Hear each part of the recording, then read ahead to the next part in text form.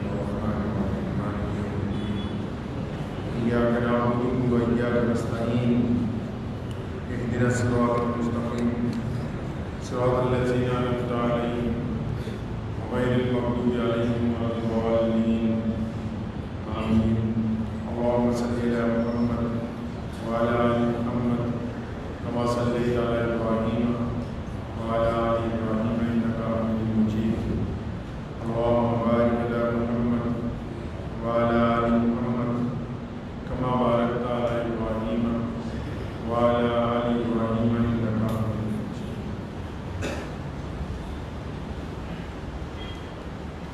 چمن کے وہ خود پرست مالی جنہیں خزاں راس آ گئی ہو. چمن کے وہ خود پرست مالی جنہیں خزاں راس آ گئی ہو وہ کیوں کر یہ دعا کریں گے چمن میں فصل بہار آئے. چمن کے وہ خود پرست مالی جنہیں خزاں راس آ گئی ہو وہ کیوں کر یہ دعا کریں گے چمن میں فصل بہار آئے. متائے گلشن کچھ ایسی بانٹی میرے وفادار دوستوں نے نہ ان کے دامن میں پھول پہنچے نہ میرے دامن میں خار آئے. علامہ عمر عثمانی دارالعلوم دیوبند کے ایک ماہناز فرزند گزرے ہیں انگریز کے دور میں اور انہوں نے اپنا تمام تر کلام تقریباً ملک کی جنگ آزادی کے نام. تو ایک دفعہ علامہ صاحب نام نہاد مسلمان لیڈران کو یاد کرتے ہوئے کہتے ہیں کہ چمن کے وہ خود پرست مالی جنہیں خزاں راس آ گئی. خزاں کہتے ہیں اجڑی ہوئی باغ کو. وہ کہتا ہے ایسا مالی جس کو اجڑا ہوا باغ راس آ گیا ہو اس میں اس کو سکون لگتا ہو تو وہ کیوں کر یہ دعا کرے گی چمن میں فصل بہار. قوموں پر جب زوال آتا ہے تو اس زوال کے دوران جب مصیبتیں آتی پریشانیاں آتی تو جو ایمان فروش طبقہ ہوتا ہے جو بے ایمان ہوتے ہیں بے انکار جیسے لوگ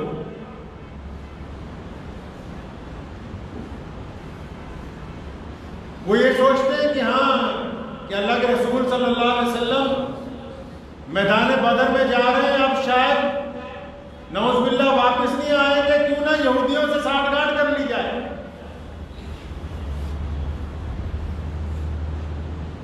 ان کو یہ غلط فہمی ہو جاتی ہے کہ اسلام دشمن طاقتیں جو ہیں وہ بہت زیادہ دنیاوی طور پر مضبوط ہیں تو شاید جو اہل ایمان ہیں ان کے لیے اب دنیا تنگ ہو گئی کیوں نہ ہم مخالفین کے ساتھ ان کی صف میں کھڑے ہو کے پہلے ہی اپنی جان جو ہے وہ بچا لیں. لیکن تاریخ اس بات کی شاہد ہے کائنات میں کروڑوں نہیں اربوں لوگ بستے ہیں. پیارے رسول صلی اللہ تعالی علیہ وسلم جب تشریف لاتے ہیں اس دنیا کے اندر تو رسول اللہ صلی اللہ علیہ وسلم کا مددگار کوئی نہیں ہے سوائے اللہ کی ذات. کوئی ایک فرد بھی ایسا نہیں ہے. لیکن حضور اکرم صلی اللہ تعالی علیہ وسلم نے امت کو یہ پیغام دیا کہ جب ہم اللہ کے اوپر کامل ایمان کے ساتھ ثابت قدمی سے کھڑے ہوں گے تو پھر ایسے لوگ بھی ساتھ آئیں گے جن کا اللہ اور اس کے رسول پر ایمان کامل ہوگا. حالات بھی تبدیل ہو جائیں گے, اہل اقتدار بھی تبدیل ہو جائیں گے, آب و ہوا بھی تبدیل ہو جائے گی, اور وہ لوگ جو انسانوں کو جینے کا حق نہیں دینے والے ہوتے وہی لوگ کھڑے ہو کر ان لوگوں کو سلام کریں گے ہم آپ کے آگے سرنگو ہوتے ہیں. بشرط یہ ہے کہ اللہ پر ایمان کامل ہو۔ تو آج کل ہمارے درمیان بھی ایسے بہت سارے لوگ ہیں جو ہندوستان کے بڑے بڑے مدرسوں سے مسجدوں سے تعلق رکھتے ہیں، لیکن ان کو شاید ایسا لگتا ہے کہ سیاسی طور پر جو جماعت زیادہ طاقتور ہو ہم اس کے ساتھ رہیں گے تو شاید ہماری عزت بڑھ جائے گی، اور پھر وہ یہ سمجھتے ہیں کہ قوم بھی ان کے حق میں یہ فتویٰ جاری کرتے ہیں کہ حضرت جو کہہ رہے ہیں وہ ٹھیک کہہ رہے ہیں۔ حالات کے قدموں پہ قلندر نہیں گرتا، حالات کے قدموں پہ قلندر نہیں گرتا، ٹوٹے بھی جو تارا تو زمین پر نہیں گرتا، گرتے ہیں سمندر میں، دریا تو بہت سارے لیکن کسی دریا میں سمندر نہیں گرتا۔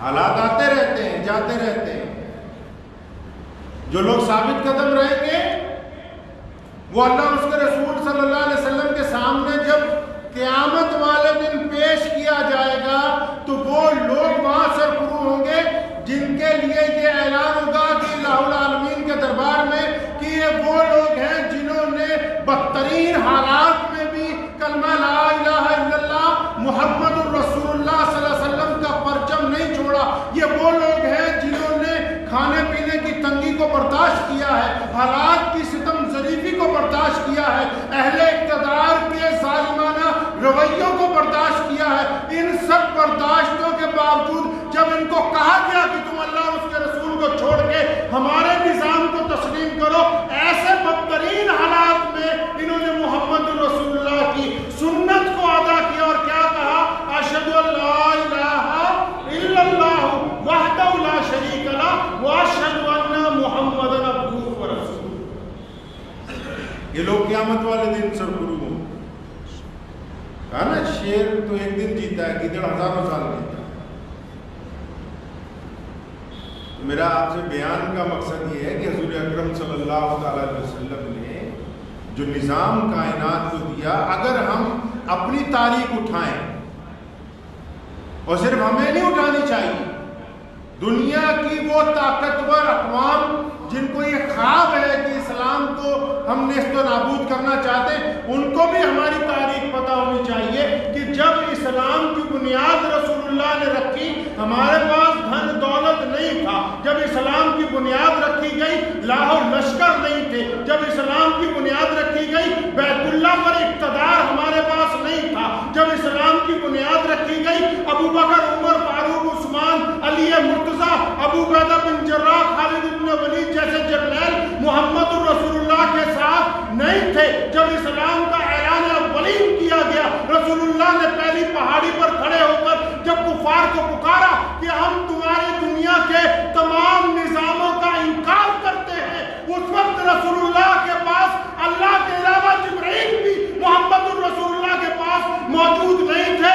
محمد الرسول اللہ کے اولین اعلان نے دنیا کو یہ پیغام دیا ہے کہ ہمارا پرچم دین حق وہ دنیا کے لوگوں پر نہیں ٹکا ہوا، یہ اللہ کی طاقت کے اوپر یہ دین قائم ہے۔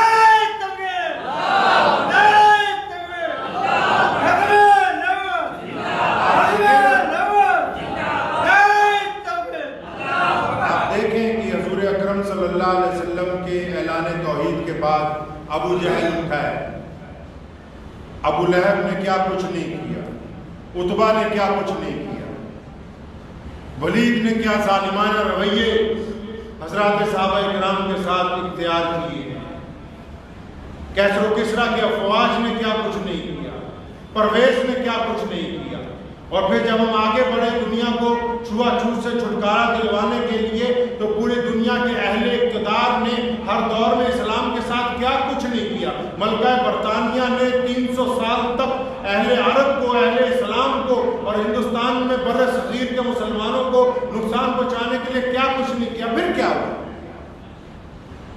اس کے نتائج کیا نکلے؟ نتائج کیا نکلے کہ جس دن رسول اللہ صلی اللہ علیہ وسلم توحید کا اعلان کرتے ہیں، بیت اللہ پر قبضہ ابو جہل کا ہے۔ اور آج بیت اللہ میں کون ہے؟ حضور اکرم صلی اللہ تعالیٰ علیہ وسلم کا دین ابتدا سے لے کے آج تک پیچھے جانے کی بجائے آگے بڑھ رہا. اس کی وجہ کیا ہے؟ اس کی وجہ یہ ہے کہ مسلمانوں نے ہر دور میں اللہ اور اس کے رسول صلی اللہ علیہ وسلم کے حکم کے مطابق زندگی گزاری. میں اکثر مان سکتا ہوں اس بات کو کہ اسلام مخالف طاقتیں ان کے پاس ساز و سامان ہوگا, اسلحہ ہوگا, رقم ہوگی, دولت ہوگی, لیکن وہ کیا کسی ایک غریب کے ساتھ ایک تھالی میں بیٹھ کے کھانا کھا سکتے ہیں؟ کیا وہ ذات و برادریوں کے بندھن کو توڑ سکتے ہیں؟ کیا وہ گورا اور کالا ایک صف میں بیٹھ سکتے ہیں؟ کیا ان میں سب سے غریب آدمی حافظ قرآن بننے کے بعد ان کے تخت پر آگے کھڑا ہو کر نماز پڑھا سکتا ہے؟ اسلام نے ایک مضبوط معاشرہ دیا ہے, ایک ایسا طاقتور معاشرہ جس میں مظلوم کی مدد کے لیے حضرات صحابہ کرام سارے اہل عرب سے نکلے اور پھر پوری دنیا میں چھائے, کس لیے کہ ہم نے مظلوم کو حق دلوانا ہے, اس کا وقار قائم کرنا ہے. اکثر سوشل میڈیا کے اوپر جس طرح واٹس ایپ ہے, فیس بک ہے, اس پر ایک بات دیکھنے کو ملتی ہے. کل بھی میں دیکھ رہا تھا ایک صاحب نے اپنا لنک مجھے بھیجا کہ یہ چیک کیجئے, میں نے بہت اچھا کام کیا. تو کیا اچھا کام کیا؟ 2-4 درجن کیلے خریدے تو کسی غریب کی بستی میں پہنچے, موبائل کو آن کیا اور غریب کے بچوں کو کیلے بانٹ رہے. یہ نیکی؟ مجھے ایک صاحب پوچھنے لگے کہ مسلمان جو ہیں وہ چیریٹی کا کام کس طریقے کے ساتھ کرتے ہیں, کتنا کرتے ہیں, باقیوں کو ہم لوگ دیکھتے ہیں فیس بک پہ, واٹس ایپ پہ. تو میں نے انہیں کہا کہ الحمدللہ جس طریقے سے مسلمان کرتے ہیں دنیا میں کوئی نہیں کر سکتا. لیکن کیا کہتے ہیں, خربوزے کو دیکھ کے خربوزہ رنگ پکڑتا ہے نا. ایک صاحب کو مجھے فون آیا 2-4 مہینے پہلے کی بات کہ عثمان بھائی ہم چاہتے ہیں کہ آپ ہمیں بتا دیا کریں, ہفتے میں مہینے میں ایک دن مدرسے کے بچوں کے بال کاٹ دیا کریں فری میں آ کے. تو میں نے کہا بھائی میں تو یہ نہیں بتا سکتا بھی کون سے بچے نے کب بال کٹوانے, زبردستی تو کسی کے ساتھ نہیں کر سکتا. تب انہی صاحب کو میں نے دیکھا فیس بک پہ, وہ یہاں ہمارے پڑوس کے ایک مدرسے میں بچوں کو گنجا کر رہے ہیں, ساتھ میں فیس بک لائیو پہ کہ دیکھیے ہم خدمت انجام دے رہے ہیں. ابے بدبختو, خربوزوں کو دیکھ کے رنگ بدلتے ہو. سیدنا ابو بکر صدیق روزانہ فجر کی نماز سے پہلے دربار خلافت سے نکلتے, پتہ نہیں کہاں چلے جاتے. سیدنا عمر فاروق رضی اللہ تعالیٰ عنہ بڑے سخت مزاج تھے ہمیشہ سے, اللہ نے ان کو دین پر بڑی پکڑ دی تھی. کسی نے بتایا کہ جناب تمہارا خلیفہ تو صبح صبح غائب ہو جائے تہجد کے ٹائم, نہ گھر پہ ہوتا ہے نہ مسجد میں ہوتا ہے. فرماتے میں نے پیچھا کیا, پتہ لگ گیا کس گھر میں جاتا ہے. تو ایک دن ابو بکر کہیں باہر گئے مدینے سے, فرمایا مجھے پتہ لگ گیا کیا کرنے جاتا ہے. تو میں پہنچا اس گھر میں, تو وہاں ایک اندھی بڑھیا رہتی ہے, 80 سال کے زیادہ اس کی عمر ہے. تو ابو بکر روزانہ اس کے گھر میں جا کے صفائی کرتے ہیں, پانی بھر کے لاتے ہیں, آٹا گوندتے ہیں, سالن پکاتے ہیں, اس کا منہ ہاتھ دھلواتے ہیں, اس کی گندگی صاف کرتے ہیں. اتنی ضعیف ہے روئی کی طرح, اور پھر اس کو کھانا کھلا کے آتے ہیں. تو اب حضرت عمر فاروق کہتے ہیں کہ ایک دن میں چلا گیا,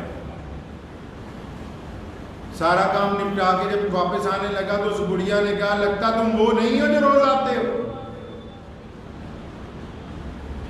عمر فاروق ٹھٹک گئے, فرمایا کام تو سارے پیسے کیے, تو یہ کیسے پہچان لیا, اس کو نظر بھی نہیں آتا. کہ اماں جی تم نے کیسے پہچانا, تجھے تو نظر بھی نہیں آتا. کہنے لگے وہ جو آتا ہے نا روز سارے کام نپٹا کے پھر اس روٹی کو اپنے ہاتھ سے سالن میں نرم کر کے ایک ایک لقمہ میرے منہ میں ڈال کے جاتا ہے.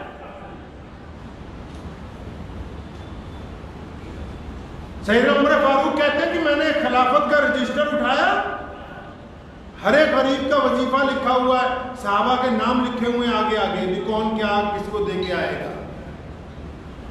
فرماتے ایک جگہ ایک عورت کا نام ہے, بہت بڑھیا کا, مدینے میں ہی رہتی ہے, آگے نام کسی کا نہیں لکھا خدمت گزار کا. فرمایا میں نے سوچا میں چلا جاتا ہوں. اس کے گھر گیا, اس کو پوچھا کہ اماں جی کوئی کام ہو تو بتاؤ, میں عمر فاروق ہوں. فرمایا کوئی ضرورت نہیں, تیرے سے کوئی کام نہیں کروانا ہے. جو آتا ہے کام کرنے ہمارے یہاں ایک ملازم ہے. فرماتے میں کئی دن پریشان رہا, رات کو جا کے دیکھتا تھا. اماں کو پوچھا وہ آتا کس وقت ہے؟ یعنی رات کے دوسرے پہر آتا ہے سارا کام. کہتے میں چھپ کے بیٹھا سڑک پہ کہ دیکھوں گا کہ آنے والا کون ہے. ایسا کون ہے بندہ مدینے میں جو سارا دن محنت بھی کرتا ہو, نمازیں بھی پڑھتا ہو, پھر رات کو لوگوں کے گھروں میں چاکری کرتا پھرتا ہے. فرمایا کہ میں نے دیکھا کہ بندہ ننگے پاؤں آ رہا ہے, اور کہنے لگا میرے دل میں خدشہ تھا کہ عمر فاروق ابو بکر کے علاوہ کوئی نہیں ہوگا.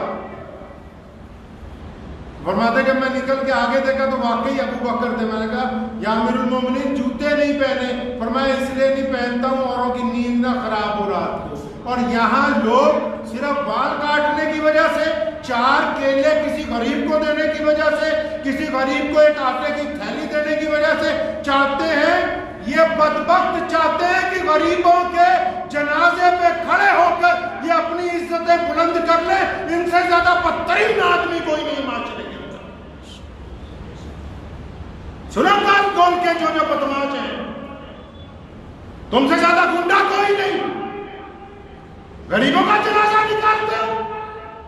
آؤ مسجدوں میں آؤ, تمہیں دکھاؤ کتنی غریبوں کی بیٹیوں کی شادی ہوتی ہے. آؤ دکھائیں کتنوں کو ملم پٹی کی جاتی ہے. آؤ دکھائیں کتنوں کے گھروں میں راشن پہنچتا ہے. لیکن کبھی غریب کی شکل لوگوں کو دکھائی نہیں جاتی. اور یہ جو مسلمان 2-4 خربوزے رنگ بدل رہے ہیں وہ بھی سنو کان کھول کے. میرے رسول کا حکم ہے, کہو صلی اللہ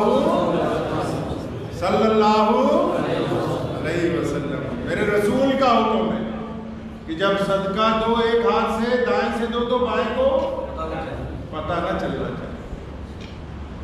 یہ کون سی چیریٹی ہو رہی ہے؟ ایک صاحب ہیں اور میں انٹرنیٹ پہ دیکھا ہوں, کسی بھی غریب کو پڑوس میں کھڑا کر لیتے ہیں. آج جناب اس کے بچے کے گردے خراب ہیں, یہ اتنا بڑا آدمی ہو کے جو یہ چاہتا ہو کہ میں غریبوں کی لاشوں پہ کھڑا ہو کے میری عزتیں بنے, تو اس سے بڑا بدبخت کوئی نہیں خدا کی نگاہ میں.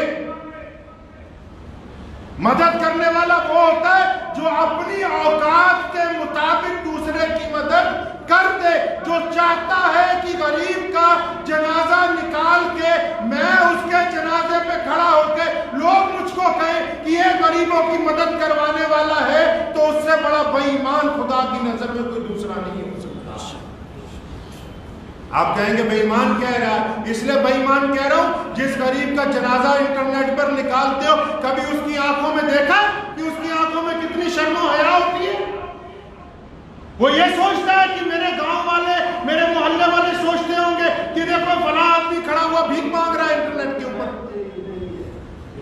کبھی سوچا آپ نے اس بارے میں؟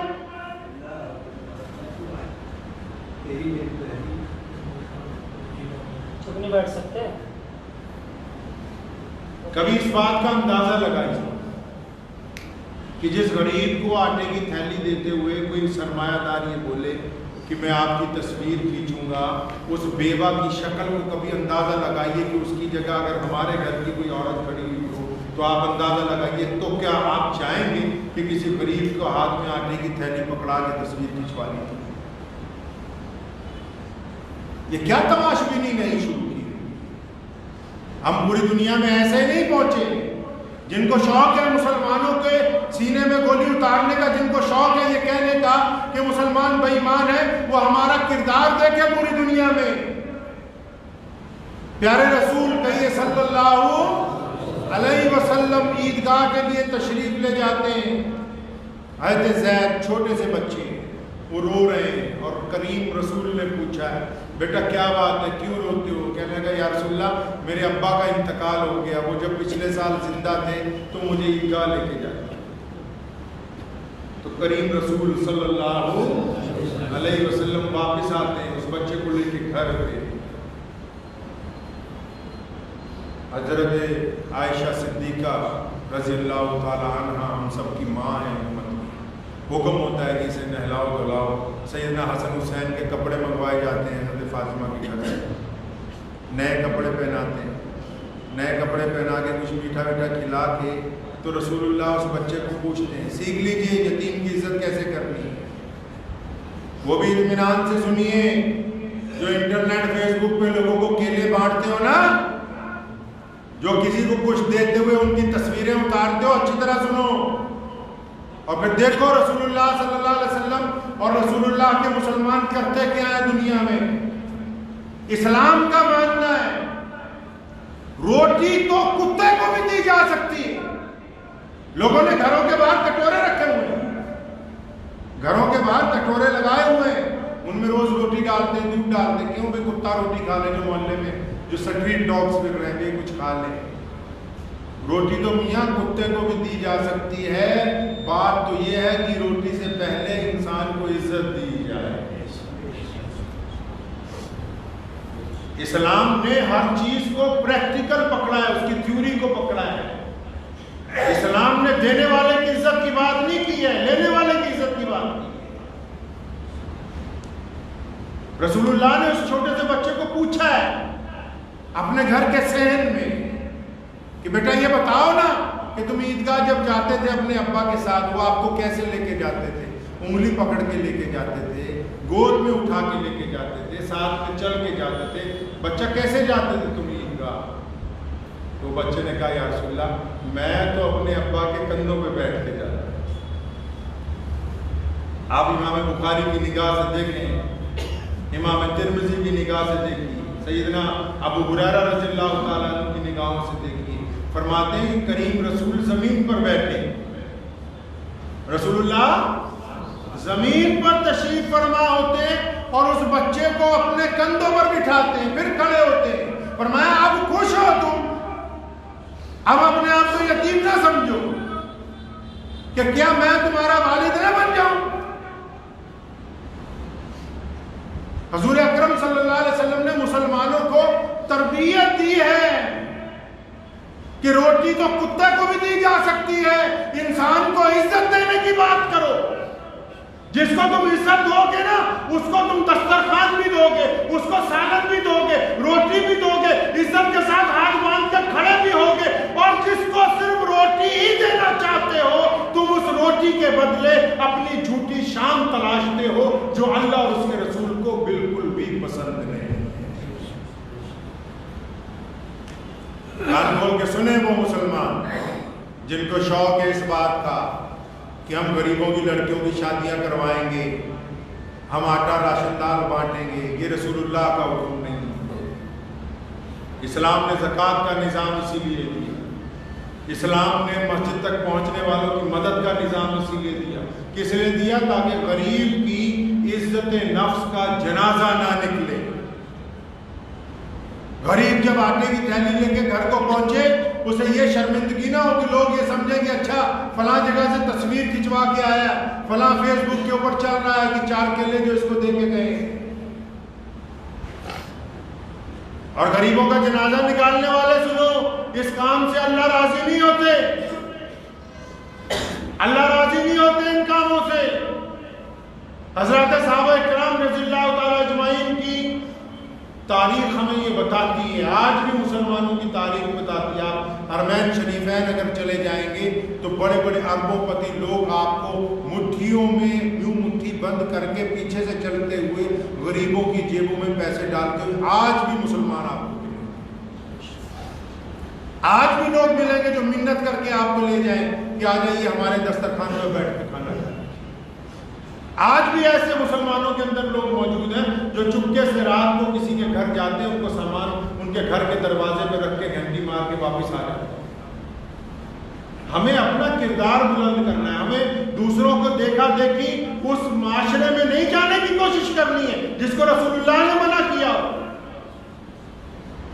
ہم کسی کے پابند نہیں ہیں, لیکن ہم حضور اکرم صلی اللہ علیہ وسلم کے احکامات کے پابند ہیں. میں جلندھر میں گرجا گھر ہے, وہاں پروگرام جب وہاں گیا تو حضور صلی اللہ علیہ وسلم کی ختم نبوت کے اوپر بات ہوئی تھا عیسیٰ علیہ السلام کی. تو کئی پادریوں نے مجھے پوچھا کہ آپ اس کی دلیل کیا دیتے ہیں. میں نے کہا بات یہ ہے کہ قرآن پر ایمان ہمارا ہے, آپ کا نہیں ہے. پابند ہم ہیں, آپ اپنے قوانین کے پابند ہوں گے، ہمارے قوانین نے ہمیں پابند کیا ہے کہ گورا اور کالا ایک صف میں کھڑا ہوگا، ہمارے قوانین نے پابند کیا کہ محمد رسول اللہ سے لے کر سیدنا آدم علیہ السلام تک تمام انبیاء کا احترام کرنا مسلمانوں پر لازم ہے، ہمارے قانون نے ہمیں پابند کیا کہ ایک دوسرے کا جھوٹا پاک ہے، ہمارا قانون ہمیں اس بات کا پابند کرتا ہے کہ گورا اور کالا جو ہے اللہ کے نزدیک برابر ہوتے، ہمیں محمد رسول اللہ کی پابندی کو اپنے پر لازم کرنا ہے۔ تو ہم اس لیے نہیں کہ ہم کسی کا دیکھا دیکھی ہم بھی شروع ہو جائیں، نہیں، عمل وہ کرنا ہے جس میں اللہ ہمارے رازدار ہو۔ کون رازدار ہو جی؟ اللہ ہمارے رازدار ہو۔ جب اللہ تعالیٰ ہمارے رازدار ہوں گے تو ہمارے اجر کی جو نعمتیں ہیں اس کا جو بدل ہے وہ قیامت والے دن ملے گا۔ کس دن ملے گا جی؟ قیامت والے دن۔ اور جو بندہ قصدن یہ چاہتا ہو کہ میری واہواہی ہو جائے، میں کسی غریب کو کپڑے دوں گا، کسی کو پیسے دوں گا، کسی کے منہ میں لقمہ ڈالوں گا، میری واہ واہ ہو جائے، تو وہ انسانیت پر رحم نہیں کر رہا بلکہ وہ غریب کی عزت کے ساتھ کھلواڑ کر رہا ہے۔ یہ جدید طریقے کا کھلواڑ ہے کہ ہم غریب کی بے عزتی کر کے اپنی عزت بنانا چاہتے ہیں۔ پھر لوگ نیچے کمنٹوں میں لکھتے ہیں، واہ میاں صاحب آپ نے کمال کر دیا، غریب کو روٹی کھلائی، واہ جی آپ نے کمال کر دیا، غریب کو کپڑے بانٹ دیے۔ کس بات کا کمال کر دیا؟ تم دو غریبوں کا جنازہ نکال کے واہ واہی لوٹنا چاہتے ہو۔ اگر خود کسی قابل ہو تو اپنے بل کے اوپر اپنی عزت کو نہیں کماتے۔ تو بس آج وقت بھی ہو گیا، کہنے کا مقصد میرا حضرات سے یہی ہے کہ پوری دنیا میں اسلام کو جو درپیش چیلنج ہیں آج کے دور میں، بدترین حالات میں گھبرائیں نہیں، ٹھیک ہے جی انشاءاللہ گھبرائیں نہیں۔ کئی بڑے بڑے مولوی بھی جو ہیں وہ گھبرا جاتے ہیں، کیا چلے چلو جی چلے چلے حضرت کے پاس، تو بدترین حالات میں بھی گھبرائیں۔ جو بھی مانگنا اللہ سے مانگے۔ کس سے مانگے جی؟ اللہ سے مانگیے، اللہ سے مانگیے، ہر شے اللہ سے مانگے، ہر چیز کا سوال اللہ سے کیجیے۔ اور دنیا کے حالات آتے جاتے رہتے ہیں، یہ تبدیل ہوتے رہتے ہیں، حالات سے متاثر نہ ہو۔ ہم اس لیے مسلمان ہیں، پوری دنیا میں اسلام اس لیے زندہ ہے کہ حالات کیسے ہی کیوں نہ ہو، مسلمان دل اور زبان کے ساتھ کلمہ لا الہ الا اللہ محمد رسول اللہ کا اوپر یقین رکھتا ہے۔ اور جب ہم یہ یقین رکھیں گے تو اللہ کی مدد ہمارے ساتھ آئے گی، اللہ کی مدد آپ کے ساتھ آئے گی ہر حال۔ اور کچھ لوگ پریشان ہو جاتے ہیں جادو سے، ٹونے سے، کچھ لوگ کسی سے پریشان ہو جاتے ہیں۔ آپ یقین کامل رکھیے، ہر ایک چیز کا سوال اللہ سے کریں۔ کس سے کریں جی؟ ہر ایک چیز کا سوال آپ اللہ سے کریں، اللہ کی مدد آپ کے لیے آئے گی۔ دعا کیجیے اللہ تعالیٰ مجھے بھی آپ سب کو اس کے اوپر عمل کی توفیق عطا فرمائے۔